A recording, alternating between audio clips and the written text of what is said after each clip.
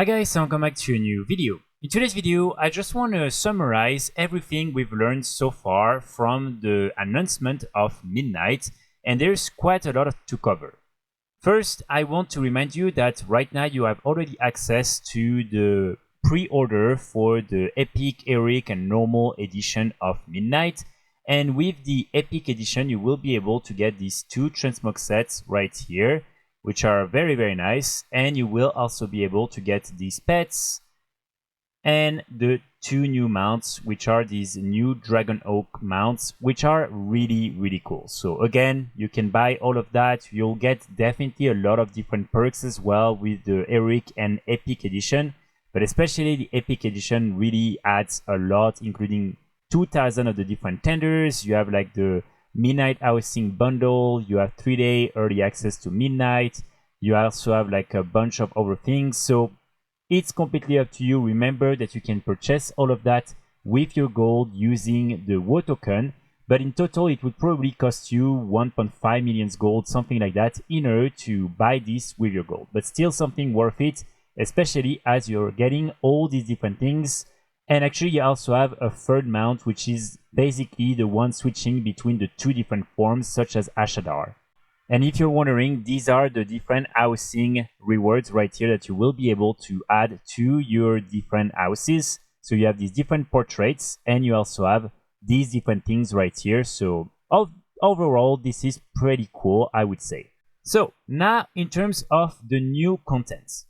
First of all, one of the major announcements is the fact that we are getting a new allied race, and this is the Haranir. So these are these different like new characters that were introduced with the War Within, and you will now be able to get an entire customization for these different Haranir. So the Haranir will be available for Druid, Hunter, Mage, Monk, Priest, Rogue, Shaman, Warlock, and Warrior. You will be able normally to play them both on Horde and Alliance, and they have some special shape shifts, such as for instance this bat right here. So this is pretty cool. I mean, I was not really expecting it. I know that's something that people already talked about it, but I was more expecting maybe the Amani Trolls or the T-Rolls or something like that. But nonetheless, this is what we're getting. So let me know in the comments if you're excited or not for this new allied race. And so that might be maybe here the heritage armor that we're gonna get for this new allied race. But yeah, so this is all the different customization options here, as you can see, that we'll be able to get. It's a little bit weird. Again, it's not my favorite allied race, I have to say, but we'll have to wait and see exactly how the different armors look on them. Especially, I would say the like male model is very interesting. It looks very buffed. So yeah. Again, let me know in the comments what you think about these different allied races and if you're happy or not overall. Then, of course, we also have the new specialization option for Demon Hunters. So here it will be the Devourer specialization. And so basically you will become like the Void Demon Hunter that has been teased for a good time now since the release of patch 11.2 and the new raid. And so, yeah, if you're playing a Demon Hunter, I feel like this is a really good news.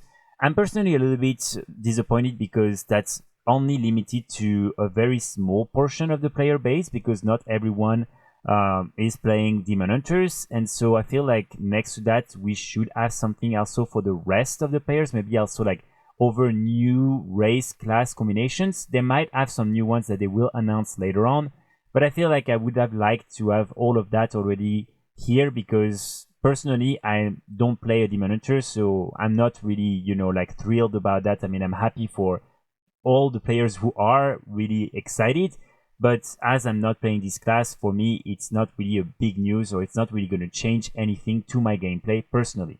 Now, next to that, we also have, of course, housing that is gonna become available probably before the release of Midnight, and so this is something that will be really important in the new expansion, even though I'm not sure it's going to play an important role in the gameplay and everything. Is going to be an important feature, such as the trading post, and so hopefully something that we're going to be able to get more news very soon on. We're also getting some new zones, and this is something that is quite exciting. So we have the updated Keltalas, which looks very nice, especially at night. So that's going to be a very important part of this expansion. So as you can see, this is what it will look like. We also have Zulaman as a main zone.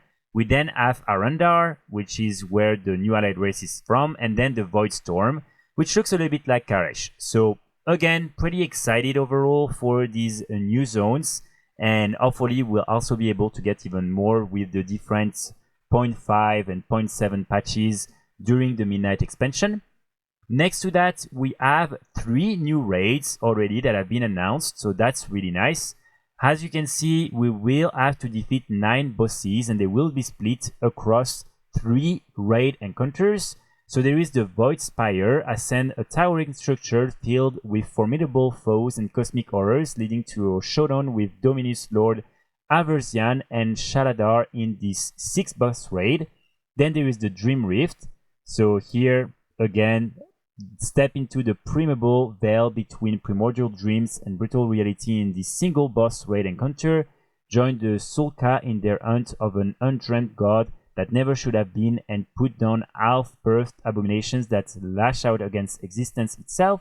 So here only 1 boss, and then the last one, the March on Keldanas, will be a 2-boss raid. The story reached a thrilling climax as the united armies of the Elven tribes march on the iconic Sunwell Plateau. So this is pretty nice overall. I'm very excited for the fact that we're getting different raids, even smaller ones. It reminds me of previous expansions, and this is something that I really feel kind of lacked, for instance, in the War Within and in Dragonflight, so I'm very, very excited for that. We are also getting all these other dungeons right here, so there's more information available. And of course, we have a bunch of new delves, so of course, this is something that will still be part of the game even after the end of the War Within. And this time, instead of Bronze, you will be able to get Valira Sanguinar as your new companion in the Delves. Now, there's also a new PvP Battleground, Slayer's Rise. So this is a 40 versus 40 battle in the new Slayer's Rise Battleground. So this is something that is pretty cool, especially it's going to take place in Void Storm. We don't have that many of these different maps for PvP. There is maybe the Eye of the Storm, but that's pretty much it. So I'm personally very, very excited for that because I feel like PvP hasn't gotten much love in the past expansion, and so I'm really happy to get one new battleground, especially a 40 versus 30 players. I think that's going to be fun. We're also getting this new prey system. Track powerful targets throughout Azeroth and beyond, but beware, your prey can strike back at any moment. So here it's pretty difficult to know exactly how it's going to work. In the cinematic, they just like quickly mentioned it, but I don't think really it's easy to get what you have to do other than just kill some rare mobs. So hopefully something that we'll have more information on very soon because it does sound interesting. And I'm really hoping that this new system will come with some cool exclusive rewards that you will get for just playing the game.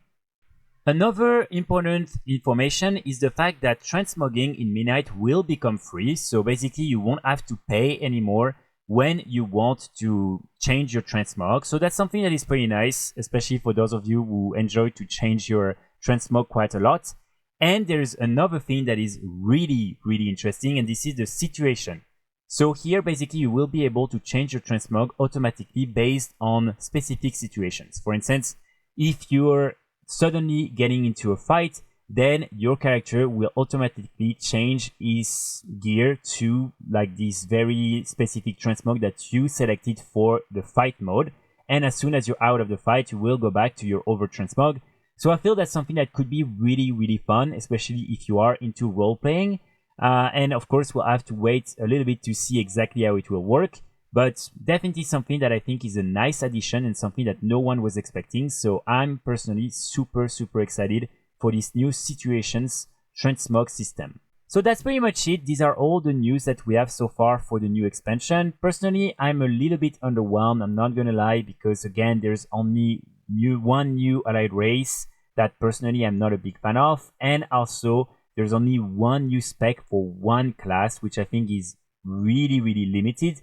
But of course, this is only the start. Hopefully there's gonna have more announcements and more exciting things to come, so we'll have to wait and see. Let me know in the comments what you thought about the cinematic, what you think about all these announcements, and in general, if you're excited or not for Midnight. I will be back very soon with more guests and more videos, and in the meantime, I wish you all a great day. Bye!